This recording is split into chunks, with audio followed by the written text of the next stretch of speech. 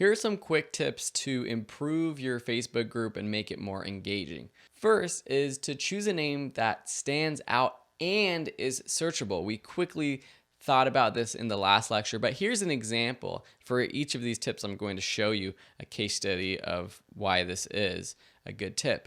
But when you search for photography, you see all of these different groups. Hey, look at that. A lot of these are named photography. Now, this is not necessarily a bad idea for just getting as many members just to name your group photography, but I'm sure there's thousands of other groups just named photography. Whereas if you have a more specific group, for example, landscape photography, DJI drone photography, San Francisco photography, minimalist photography. This gives more of an idea what this group is all about and will ultimately create more engagement from your members.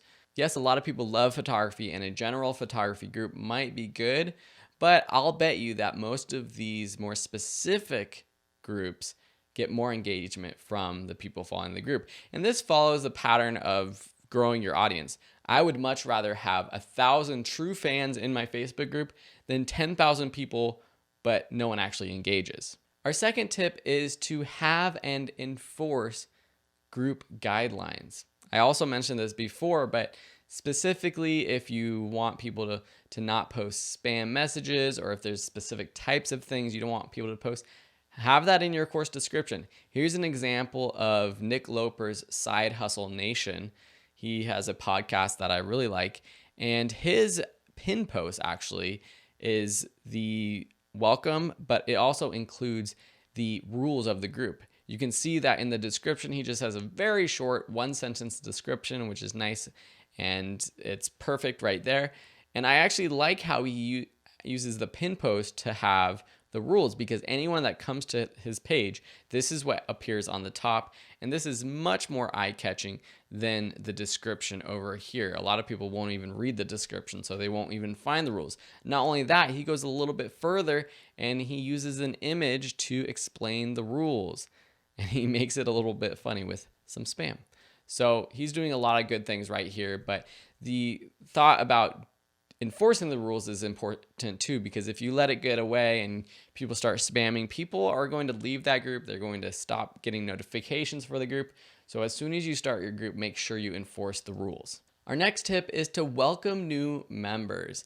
I use my pin post in the Online Course Masters to welcome members. I actually posted a video that is a quick welcome, which I think is a nice way to engage with people. I prompt people to post an introduction about themselves. I'll also sometimes message people individually who join the group and ask them to introduce themselves.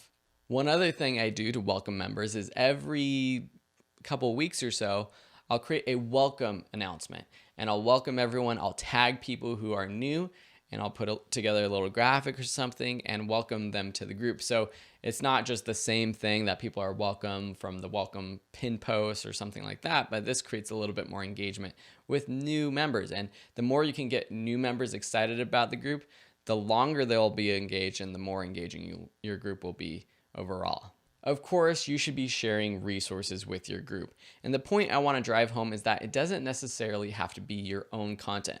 Yes, it would be great to be able to write enough content every day of the week to be able to share something with the group, but you might not have that amount of content.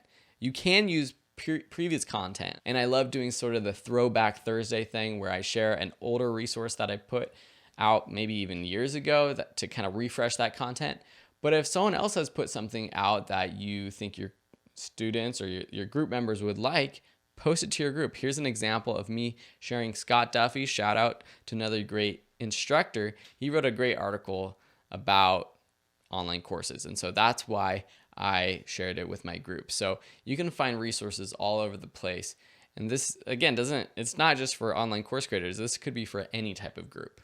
With each post, we should be prompting people to engage with the post. Here's an example of Nick Loper inside Hustle Nation. Every week he puts out it's a similar post, time for Friday wins. And he asked people what people did this week.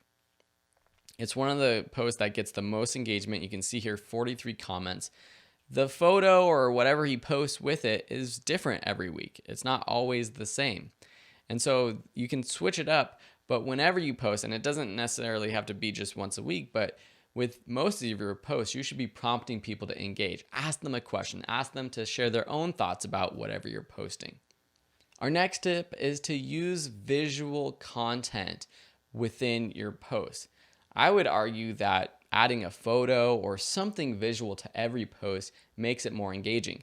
Here's the ConvertKit family group. This is the email software I use. And if you scroll through these posts, it's all text and it's kind of boring. But when you get a post that has an image like this one, which is a great resource too, this obviously stands out. And just scrolling through this group, all the ones that are just text-based, they kind of just blend together. But when there's a big image, that's what stands out. So I really like that example of using images to create more engaging posts. Use the live feature. I go live every week in my online course masters group. This has become sort of one of my most popular posts. You can see that over 121 views. There's about 700 members of my group right now. It's been a couple months since I got started. These are all students of mine. And typically I get a lot more engagement with the live videos than just regular posts. It's important to try to be consistent. If you can keep it to a schedule, that's even better. If you can do it at the same time every week, even better. If you can't do it every time, and if you can't do it every week, just make sure that you let people know that you are going to go live ahead of time so that they can mark it on their calendar, or at least just have it in their mind and be ready when you do go live. A lot of people do watch the videos after the fact, and that's totally fine too. And my last tip is to use the pin post wisely. You saw a couple of examples before of how I do use it for a welcome message. Nick Loper uses it to welcome people, to prompt people to introduce themselves, and to explain the group rules. Other ideas is if you have a very, very engaged group, once it starts to get really big and maybe there's 5-10 posts in the group, not just from yourself, but also group members per day, you might want to reserve that pin post for whatever you actually post. And this is something I did early on in the Online Course Masters group. And when you're starting out, you might want to do this too. Whenever you post something new, pin it to the top so that when someone does come to your group, if they're a member or they're someone new, they see that new content, especially if it's important. If you're selling something, if you're promoting a product, or if you're just giving away a high quality free piece of content or something, put it at the top so that group members are going to see it. Sometimes things can get pushed down if more and more people are posting in the group. So at the end of the day, I chose it to use my pin post as my welcome message, but I can always pin something if it's important for that day or that week, and then repin my welcome message at a later time. Awesome. I hope you enjoyed these tips, and I hope they help you have an amazing, engaged Facebook group.